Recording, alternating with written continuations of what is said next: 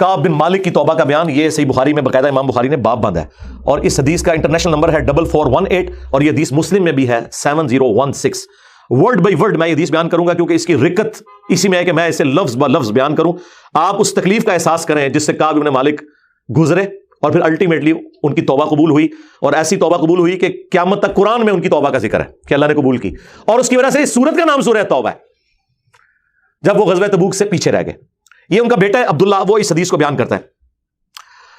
امام بخاری نے چند واسطوں سے ان کے بیٹے سے یہ حدیث لی ہے، وہ عبداللہ، اور اس بیٹے کا ذکر امام بخاری نے کیا کہ جب کعب رضی اللہ تعالیٰ عنہ نابینا ہو گئے تو ان کے بیٹوں میں سے عبداللہ ہی تھا جو ان کو راستے میں پکڑ کر چلایا کرتا تھا، مسجد تک لے جاتا تھا۔ وہ عبداللہ بیان کرتا ہے کہ میں نے اپنے والد کعب بن مالک سے ان کے غزوہ تبوک میں شریک نہ ہو سکنے کا واقعہ سنا، تو انہوں نے بتایا کہ غزوہ تبوک کے سوا اور کسی غزوہ میں ایسا نہیں ہوا تھا کہ میں رسول اللہ کے ساتھ شریک نہ ہوا ہوں، البتہ غزوہ بدر میں بھی میں شریک نہ ہو سکا، لیکن جو لوگ غزوہ بدر میں شریک نہیں ہو سکے ان کے متعلق آپ صلی اللہ علیہ وآلہ وسلم نے کسی قسم کی ناراضگی کا اظہار نہیں فرمایا تھا، کیونکہ وہ آپشنل تھا، وہ اب ذکر بھی آ رہا ہے، کیونکہ آپ صلی اللہ علیہ وآلہ وسلم اس موقع پر صرف قریش کے قافلے کی تلاش میں نکلے تھے، لیکن راستے میں اللہ تعالیٰ کے حکم سے کسی پہلی تیاری کے باوجود اللہ تعالیٰ نے ان کو دشمنوں کے ساتھ ٹکروا دیا۔ وہ معجزانہ طور پہ ہوا تھا کیونکہ وہ بدر کے لیے نکلے، ورنہ تو یہ بھی ساتھ شامل ہوتے۔ میں لیلہ عقبہ میں رسول اللہ کی خدمت میں حاضر ہوا تھا، یعنی وہ مدینہ کے لیے جو ہجرت کے لیے جن چند ساتھیوں نے انصار مدینہ نے راہ ہموار کی تھی ان میں یہ شامل تھے، جو نبی الاسلام کی زندگی کا ایک ٹرننگ پوائنٹ تھا، ایک الٹرنیٹو بیس مل گیا۔ تو کہتے ہیں میں اس رات موجود تھا، یہ وہی رات ہے جس میں ہم نے مکہ میں اسلام کے لیے عہد کیا تھا، اور مجھے تو یہ غزوہ بدر سے بھی زیادہ عزیز ہے۔ اوئے ہوئے ہوئے، اگرچہ بدر کا لوگوں کی زبانوں پر چرچا زیادہ ہے، میرا واقعہ یہ ہے کہ میں اپنی زندگی میں کبھی اتنا قوی اور اتنا صاحب مال نہیں ہوا تھا جتنا غزوہ تبوک کے موقع پر، جبکہ میں آپ صلی اللہ علیہ وآلہ وسلم کے ساتھ تبوک کے غزوے میں شریک نہ ہو سکا۔ خدا کی قسم اس سے پہلے کبھی میرے پاس 2 اونٹ بھی جمع نہیں ہوئے تھے، لیکن اس موقع پر میرے پاس 2 اونٹ تھے۔ آپ صلی اللہ علیہ وآلہ وسلم جب کسی غزوے کے لیے تشریف لے جاتے تو آپ ذو معنی الفاظ استعمال کیا کرتے تھے، یعنی کوڈ ورڈز جن کے 2 معنی بنتے ہیں۔ وہ بخاری مسلم میں آیا کہ نبی الاسلام کہتے تھے کل ہم مشرق کی طرف جائیں گے، اور صحابہ کہتے ہیں ہم سمجھتے تھے کہ ہم نے مغرب کی طرف جانا ہے تاکہ جو منافقین ہیں وہ ہماری خبر لیک نہ کر سکیں۔ لیکن غزوہ تبوک وہ موقع تھا کہ گرمی بڑی سخت تھی، سفر بہت لمبا تھا، ریگستانی سفر تھا، اور دشمن کی فوج بھی کثرت سے تھی، رومن امپائر 700 کلومیٹر ریگستانی سفر، تمام مشکلات سامنے تھیں۔ اس لیے آپ صلی اللہ علیہ وآلہ وسلم نے مسلمانوں سے اس غزوے کے متعلق بہت تفصیل کے ساتھ بتا دیا تھا، یعنی یہ ظاہر ایک مشکل وقت تھا تو حضور نے کھول کے بیان کیا کہ بھائی ادھر ہی جا رہے ہیں، یعنی مطلب یہ ہے کہ جو یہ نعرے لگاتے ہیں نا کہ غلامی رسول میں موت بھی قبول ہے اور ٹکٹ کٹا لے اپنا، تاکہ اس کے مطابق پوری طرح تیاری کر لیں۔ چنانچہ آپ صلی اللہ علیہ وآلہ وسلم نے اس کی سمت بھی نشاندہی کر دی جدھر سے آپ کا جانے کا ارادہ تھا۔ مسلمان بھی آپ علیہ السلام کے ساتھ بہت زیادہ تھے، اتنے کہ کسی رجسٹر میں سب کے ناموں کا لکھنا بہت مشکل تھا۔ کعب کہتے ہیں کہ کوئی بھی شخص اگر اس غزوے میں شریک نہ ہونا چاہتا تو وہ خیال کر سکتا تھا کہ اس کی غیر حاضری کا کسی کو پتہ نہیں چلے گا سوائے اس کے کہ اس کے متعلق وحی نازل ہو۔ تو حضرت کعب کا کیا عقیدہ تھا کہ نبی علیہ السلام ان کے صحابہ کے پاس علم غیب نہیں تھا جب تک کہ اللہ تعالیٰ وحی کے ذریعے نہ بتا دے۔ تو باب دشاہی کوئی نہیں، ہاں ایسے میں بولا کہ نہ بولا، میرے نبی سا ہے ہی کوئی نہیں، تیرے باب دشاہی کوئی نہیں۔ اور یہ عقیدہ صحابہ کا کہ علم غیب یہ ہے کہ اللہ بتائے۔ آپ صلی اللہ علیہ وآلہ وسلم جب اس غزوے کے لیے تشریف لے جا رہے تھے تو پھل پکنے کا زمانہ تھا اور سایہ میں بیٹھ کر لوگ آرام کرتے تھے۔ اچھا دیکھیں اللہ کی آزمائش کہ پھل پک کے تیار ہو جائے تو آپ نے ٹائملی اتارنا ہے، اگر آپ نے نہیں اتارا تو وہ تو آپ کی پورے سال کی اکانومی اس سے وابستہ ہے۔ اللہ نے عین اس ٹائم پہ آزما لیا کہ ٹھیک ہے اب تم نبی کے ساتھ جاؤ۔ اب بعد میں بھی بھوک نظر آ رہی ہے، کہتے ہیں لوگ بیٹھ کے نہ چوراہوں پہ یہی باتیں کرتے تھے۔ آپ صلی اللہ علیہ وآلہ وسلم بھی تیاریوں میں مصروف تھے اور آپ کے ساتھ مسلمان بھی، لیکن میں روزانہ سوچا کرتا تھا کہ کل سے میں بھی تیاری کروں گا۔ وہی جو آج کہتے ہیں جی کل تو انشاءاللہ داڑھی بھی رکھ لینی ہے، بس میرے بچیوں کے ہاتھ پیلے ہو جائے تو میں تو مسجد میں بیٹھا رہوں گا۔ یہ وہی چیز ہے، یہ ہر انسان پہ اسے طول عمل کہتے ہیں، لمبی امیدیں لگانا۔ میں روزانہ اسے ٹالتا رہا، مجھے اس کا یقین تھا کہ میں تیاری کر لوں گا، مجھے آسانیاں میسر تھی۔ یوں ہی وقت گزرتا رہا اور آخر لوگوں نے اپنی تیاریاں بھی مکمل کر لی اور آپ صلی اللہ علیہ وآلہ وسلم مسلمانوں کو ساتھ لے کر روانہ بھی ہو گئے۔ اس وقت تک میں نے کوئی تیاری نہیں کی تھی۔ اس موقع پر میں نے اپنے دل کو یہی سمجھایا کل یا پرسوں تک تیاری کر لوں گا، پھر لشکر سے تیزی سے جا کر مل جاؤں گا۔ کوچ کے بعد دوسرے دن بھی میں نے تیاری کے لیے سوچا لیکن کچھ نہ ہو سکی، پھر تیسرے دن سوچا اور اس دن بھی کوئی تیاری نہ ہو سکی، اور یوں وقت گزرتا گیا اور اسلامی لشکر بہت آگے بڑھ گیا۔ غزوہ میں میرے شرکت کے لیے بات اب دور کی بات ہو گئی اور میں یہی ارادہ کرتا رہا کہ یہاں سے چل کر اب ان تک نہیں پہنچ سکوں گا۔ تھیندے تھیندے تھی گیا، کاش میں نے ایسا کر لیا ہوتا، لیکن یہ میرے نصیب میں نہیں تھا۔ اچھا جرم ہو جانے کے بعد آپ یہ کہہ سکتے ہیں میری تقدیر میں یہ لکھا تھا، پہلے نہیں۔ ہاں وہ تو پھر اللہ پہ آپ بہتان باندھیں گے نا کہ میں نماز اس لیے نہیں پڑھ رہا کہ اللہ نے میرا مقدر کیا کہ میں اگلی نماز نہ پڑھوں، نہ۔ ہاں بعد میں آپ کہہ سکتے ہیں کہ میری تقدیر میں لکھا تھا کہ میں اتنا بدبخت ہوں کہ میں نماز چھوڑوں گا، اور وہ چھوڑوں گا اپنی مرضی سے، اللہ نے تو اپنے علم سے فورسی کیا۔ آپ صلی اللہ علیہ وسلم کے تشریف لے جانے کے بعد جب میں باہر نکلتا تو مجھے بڑا دکھ ہوتا، کیونکہ یا تو وہ لوگ نظر آتے تھے جن کے چہروں سے نفاق ٹپکتا تھا، اب پیچھے رہنے والے تو وہ تھے جو ہے ہی منافقین تھے شکلوں سے، ٹھیک ہے، یا پھر وہ لوگ تھے جنہیں اللہ نے معذور اور ضعیف قرار دے کر معاف کر دیا تھا۔ وہ سورہ التوبہ میں 92 نمبر آیت میں گزرا ہے نا کہ وہ لوگ پھر رسول اللہ سے اس حال میں واپس ہوتے ہیں کہ ان کی آنکھیں آنسوؤں سے تر ہوتی ہیں کہ نہ حضور انہیں کوئی سواری دے سکتے ہیں، غریب لوگ ہیں، اور وہ لوگ بھی جو مریض ہیں ان کو اللہ تعالیٰ نے اس حوالے سے چھٹکارا دے دیا۔ آپ صلی اللہ علیہ وسلم نے میرے بارے میں کسی سے کچھ نہیں پوچھا، لیکن جب آپ تبوک پر پہنچے تو وہیں ایک مجلس میں آپ نے دریافت کیا کہ کعب نے کیا کیا۔ آپ نظروں میں تو تھا نا جی، خاص بندے جو ہوتے ہیں وہ نظروں میں تو ہوتے ہیں، یعنی یہ تو ایکسپیکٹ ہی نہیں نہ کیا جا سکتا کہ مین ٹیم ممبر پیچھے رہ جائے، تو اس سے اندازہ لگائے کہ حضرت کعب بن مالک کو چھوٹے بندے نہیں تھے۔ بنو سلمہ کے ایک صاحب نے کہا یا رسول اللہ اس کے غرور نے اسے آنے نہیں دیا۔ اس پر حضرت معاذ ابن جبل بولے تم نے بری بات کہی یا رسول اللہ، خدا کی قسم ہمیں ان کے متعلق خیر کے سوا اور کچھ معلوم نہیں۔ تو نبی علیہ السلام نے اس کے جواب میں کچھ نہیں فرمایا۔ دیکھیں انہوں نے پوری رپورٹ لی ہے پیچھے سے کہ کیا کچھ ہوتا رہا وہاں۔ اب حضور نے کوئی ورڈنگ دی، ظاہر ہے نبی علیہ السلام کو بھی غصہ تھا۔ کعب بن مالک رضی اللہ تعالیٰ نے بیان کیا کہ جب مجھے معلوم ہوا کہ نبی علیہ السلام واپس تشریف لا رہے ہیں تو اب مجھ پر فکر سوار ہونے لگی، اور میرا ذہن کوئی ایسا جھوٹا بہانہ تلاش کرنے لگا جس سے میں کل حضرت کی ناراضگی سے بچ سکوں۔ دیکھیں وہ بھی عام انسان تھے، اتنے اولو العزم صحابہ، لیکن ظاہر نفس تو ہر بندے کے ساتھ لگا ہے، وہ بھی سوچ رہے ہیں کہ یار چلو میں بہانہ کر لوں گا، کوئی مجبوری تھی۔ اوئے ہوئے ہوئے ہوئے، اپنے گھر کے ہر عقل مند آدمی سے اس کے متعلق میں نے مشورہ بھی کی، لیکن جب مجھے معلوم ہوا کہ نبی علیہ السلام مدینے سے بالکل قریب آ چکے ہیں تو غلط خیالات میرے ذہن سے بالکل نکل گئے، اور مجھے یقین ہو گیا کہ اس معاملے میں جھوٹ بول کر اپنے آپ کو کسی طرح محفوظ نہیں کر سکتا۔ چنانچہ میں نے سچی بات کہنے کا پختہ ارادہ کر لیا۔ صبح کے وقت حضرت جب تشریف لائے تو آپ صلی اللہ علیہ وسلم جب کسی سفر سے واپس آتے تھے تو آپ کی یہ مبارک عادت تھی کہ پہلے مسجد میں تشریف لے جا کر 2 رکعت نوافل پڑھتے، پھر لوگوں کے ساتھ مجلس میں بیٹھتے۔ جب آپ اس عمل سے فارغ ہو چکے تو آپ کی خدمت میں لوگ آنے لگے جو غزوہ میں شریک نہیں ہوئے تھے، اور قسم کھا کھا کر اپنے عذر بیان کرنے لگے، اور ایسے لوگوں کی تعداد 80 کے قریب تھی، یعنی 80 لوگ ایسے تھے جو جھوٹے بہانے لگا رہے تھے۔ آپ صلی اللہ علیہ وآلہ وسلم نے ان کے ظاہر کو قبول فرما لیا اور ان سے دوبارہ سے عہد بھی لے لیا، ان کے لیے دعائیں مغفرت بھی کی۔ دیکھو جی، آپ لوگ تو کہتے ہیں کہ بزرگ دعا کر دیں، حضور نے بھی دعائیں مغفرت کر دی ہے، لیکن اللہ نے کراس پھیر دیا ہے۔ ہاں یہ ذہن میں رکھیں، آپ نے بہانہ بھی قبول کر لیا، دوبارہ سے بیعت بھی کر لی، چلو تجدید عہد بھی ہو گیا جی، اگر بیعت ٹوٹ گئی تو دوبارہ ہو گئی، اور دعا بھی کر دی، اور ان کے باطن کو اللہ کے سپرد کر دیا۔ کیا بات ہے جی، یہ میرے نبی کا ہی ذکر ہے جی، شکلوں سے بھی پہچان لیا ہے، صحابہ اگر پہچانے کا باطن کا معاملہ اللہ جانے، اس کے بندے جانے۔ اس کے بعد میں حاضر ہوا، میں نے سلام کیا تو آپ علیہ السلام مسکرائے، آپ کی مسکراہٹ میں ناراضگی تھی۔ آپ نے فرمایا آؤ، میں چند قدم چل کر آپ کے سامنے بیٹھ گیا۔ آپ نے مجھ سے دریافت کیا کہ تم غزوہ میں کیوں شریک نہیں ہوئے، کیا تم نے کوئی سواری نہیں خریدی تھی؟ میں نے عرض کیا میرے پاس سواری موجود تھی، اللہ کی قسم اگر میں آپ کے سوا کسی دنیا دار شخص کے سامنے آج بیٹھا ہوتا تو کوئی نہ کوئی بہانہ کر لیتا اور اس کی ناراضگی سے بچ جاتا۔ مجھے خوبصورتی کے ساتھ گفتگو کا سلیقہ بھی معلوم ہے، لیکن اللہ کی قسم مجھے یقین ہے کہ اگر آج میں آپ کے سامنے کوئی جھوٹا بہانہ کر بھی دوں اور آپ راضی بھی ہو جائیں تو بہت جلد اللہ تعالیٰ آپ کو مجھ سے ناراض کر دے گا، کیونکہ میں بظاہر تو بہانہ کروں گا لیکن اللہ تو وہی کے ذریعے آپ کو بتا دے گا یہ جھوٹ بول رہا ہے۔ اس کی بجائے اگر میں آپ سے سچی بات کروں تو یقیناً آپ کو میری طرف سے ناراضگی تو ہوگی، لیکن اللہ سے مجھے امید ہے کہ وہ مجھے معاف کر دے گا۔ خدا کی قسم مجھے کوئی عذر نہیں تھا، اللہ کی قسم اس وقت سے پہلے میں کبھی اتنا آسودہ حال نہیں تھا، اور پھر بھی میں آپ کے ساتھ شریک نہ ہو سکا۔ نبی علیہ السلام نے فرمایا کہ اس نے سچی بات بتا دی، اچھا اب جاؤ یہاں تک کہ اللہ تمہارے بارے میں خود ہی کوئی فیصلہ کرے۔ میں اٹھ گیا اور میرے پیچھے بنو سلمہ کے کچھ لوگ بھی دوڑے آئے اور مجھ سے کہنے لگے اللہ کی قسم ہمیں تمہارے متعلق یہ معلوم نہیں تھا کہ اس سے پہلے تم نے کوئی گناہ کیا ہو، تم نے تو بڑی غلطی کی۔ آپ علیہ السلام کے سامنے ویسے ہی کوئی بہانہ کر دیتے جیسا کہ دوسرے لوگوں نے کیا، تمہارے گناہ کے لیے نبی علیہ السلام کا استغفار ہی کافی ہو جاتا، وہی جو کچھ بھی ہے تیرے محبوب کی امت سے ہے۔ لیکن سرکار یہ کعب بن مالک تھے، ان کو پتا تھا، اور مشورہ دینے والے بھی صاحب ہیں، دیکھو کیا مشورہ دے رہے ہیں کہ کو منع کر لینا سی، حضور نے دعا کرنی سی۔ مینٹالٹی اس زمانے میں بھی اس طرح ہی تھی، یہ نہ سمجھیں آج کے لوگ ہی کہتے ہیں، اس زمانے میں بھی ڈھیلے مسلمان تو تھے، تو حضور نے دعا کر دینی تھی۔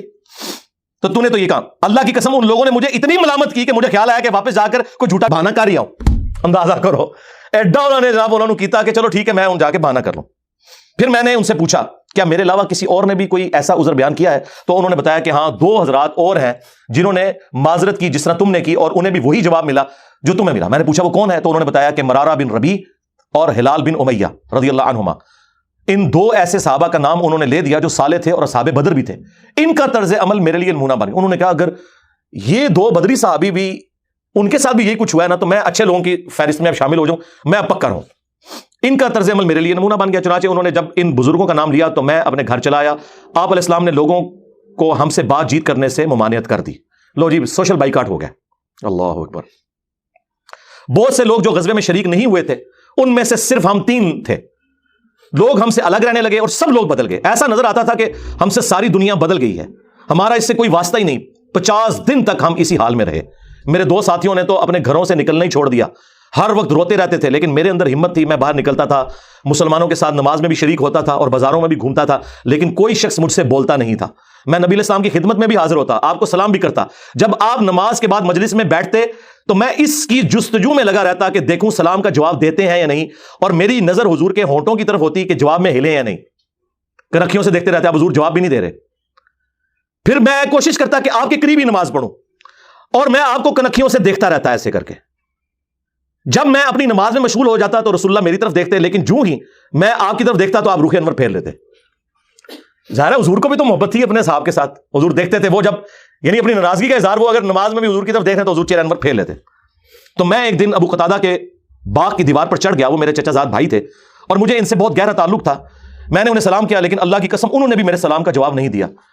میں نے کہا, ابو قتادہ تمہیں اللہ کی قسم کیا تم نہیں جانتے کہ اللہ اور اس کا رسول سے مجھے کتنی محبت ہے؟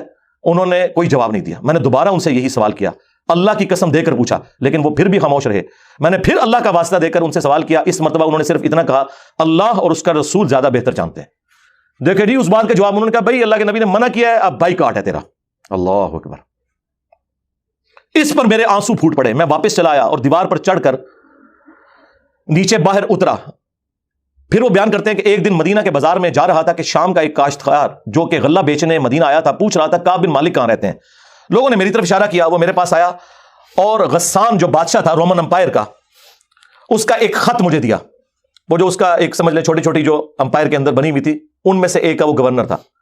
اس خط میں لکھا تھا کہ مجھے معلوم ہوا ہے کہ تمہارے صاحب یعنی رسول اللہ صلی اللہ علیہ وآلہ وسلم نے تمہارے ساتھ زیادتی کی ہے, نعوذ باللہ. اللہ نے تمہیں کوئی ذلیل ہونے کے لیے پیدا تو نہیں کیا کہ تمہارا حق ضائع کیا جائے. تم ہمارے پاس آ جاؤ, ہم تمہارے ساتھ بہتر سلوک کریں گے. یعنی دشمن کی فوج کے ہیڈ کی طرف سے خط آیا. جب میں نے یہ خط پڑھا تو میں نے کہا کہ ایک اور امتحان آ گیا. اچھا جی سرکار, ایک خط کسی اور کو لایا ہو کہ جی اے دیکھ لو یا رسول اللہ منو تے بڑی آفر جے.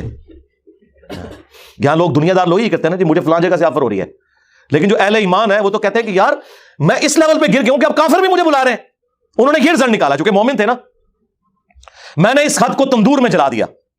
ان 50 دنوں میں سے جب 40 دن گزر گئے تو نبی علیہ السلام کا ایلچی میرے پاس آیا اور اس نے کہا کہ رسول اللہ نے حکم دیا ہے کہ اپنی بیوی کے قریب نہ جاؤ. میں نے پوچھا میں اسے طلاق دے دوں یا پھر مجھے کیا کرنا ہے؟ تو انہوں نے کہا نہیں, طلاق نہیں دینی, صرف جدا ہو جاؤ. میرے دونوں ساتھیوں کو جنہوں نے میری طرح معذرت کی تھی یہی حکم ملا. میں نے اپنی بیوی سے کہا کہ اپنے میکے چلی جاؤ, اس وقت تک وہیں رہو جب تک کہ اللہ تعالیٰ اس معاملے کا کوئی فیصلہ نہ کر دے.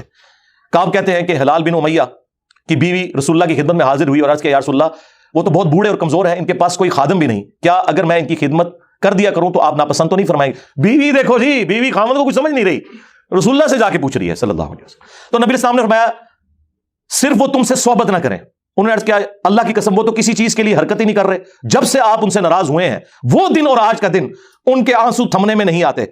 میرے گھر کے بعض لوگوں نے کہا کہ جس طرح ہلال بن امیہ کی بیوی نے ان کے لیے اجازت لے لی تو آپ بھی جا کے اجازت لے لیں.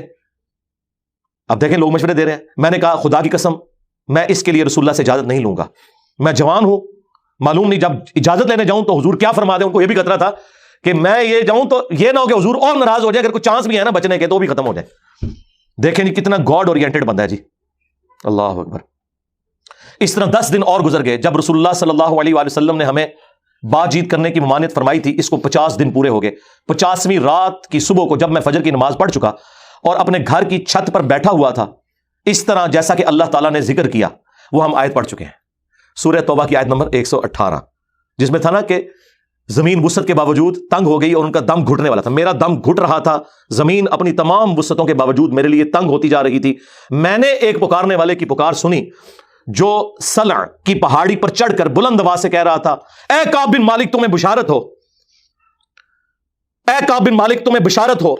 انہوں نے بیان کیا کہ یہ سنتے ہی میں سجدے میں گر پڑا اور مجھے یقین ہو گیا کہ اب اللہ کی طرف سے فراخی ہو جائے گی. فجر کی نماز کے بعد رسول اللہ صلی اللہ علیہ وآلہ وسلم نے اللہ کی بارگاہ میں ہماری توبہ کی قبولیت کا اعلان کر دیا. لوگ میرے پاس بشارت دینے کے لیے آنے لگے اور میرے 2 ساتھیوں کو بھی جا کر بشارت دی.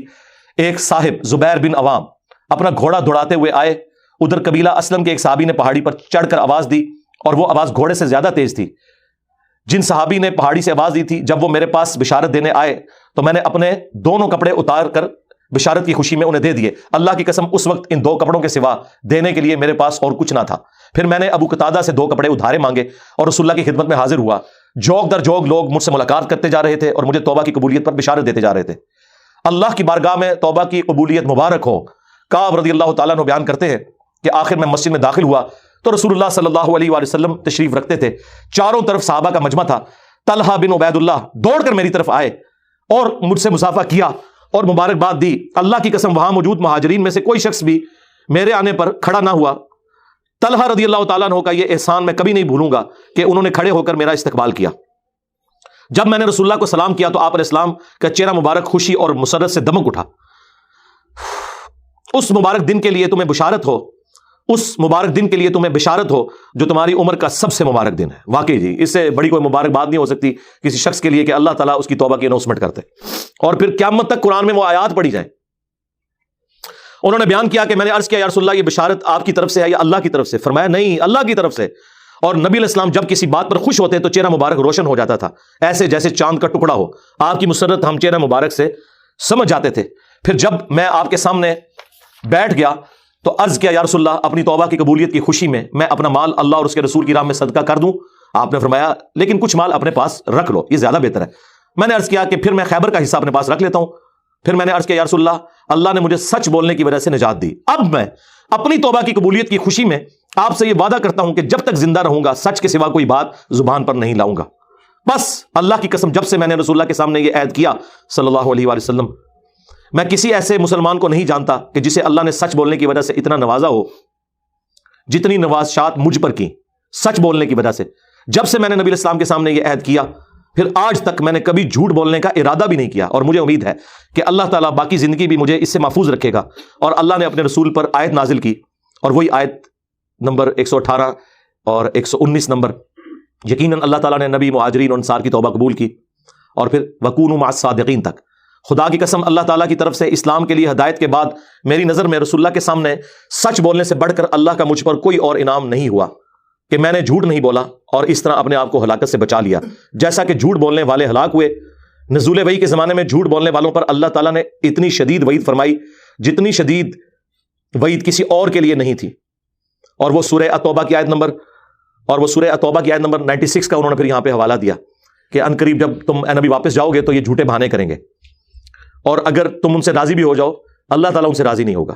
کعب کہتے ہیں کہ چنانچہ ہم 3 ان لوگوں کے معاملے سے جدا رہے جنہوں نے رسول اللہ کے سامنے جھوٹی قسمیں کھائی تھیں اور آپ نے ان کی بات مان بھی لی تھی اور ان سے بیعت بھی لے لی اور ان کے لیے دعائے مغفرت بھی کی. ہمارا معاملہ رسول اللہ نے چھوڑ دیا اور اللہ نے خود اس کا فیصلہ کیا اور پھر اللہ تعالیٰ نے یہ آیت نازل کی جو ہم نے یہ پڑھی سورہ التوبہ کی آیت نمبر 118.